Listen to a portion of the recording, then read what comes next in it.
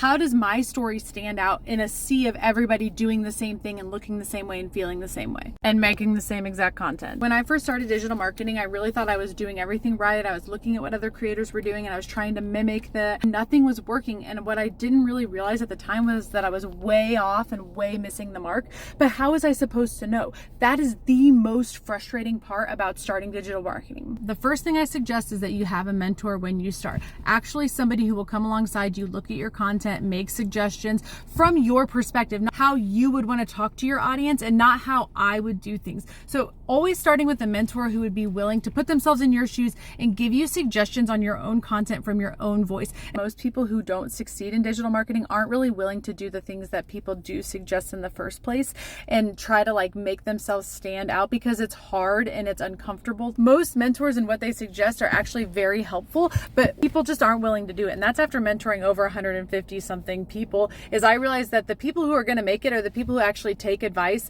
and run with it at the beginning, especially. And then once they start getting comfortable with themselves on camera and with their brand voice, they can start deviating, and that's totally great. But you have to learn good marketing skills, and there are just basic things that people who have never done digital marketing are just not good at. It's just true. The best thing you can do is take notes when you're looking at good content. Why did you stop your scroll? How fast is that person talking? How quick do they get to their point? What is their call to action? When is their call to action? What are they actually talking about? What's the topic? How do they how long do they spend on each topic? What does their camera do when they're actually talking? Literally all of these things are what go into good content. And when you're just doing this and just talking for 2 straight minutes like this and you don't move and you have really good points and then you say, hey Christine, I thought I was doing exactly what this person does, and yours is nothing like that though. Of course, I'm much kinder about my feedback. I'm not rude or mean. I totally get it, because that's how I came to the realization myself, is I literally thought I was doing what everybody else was doing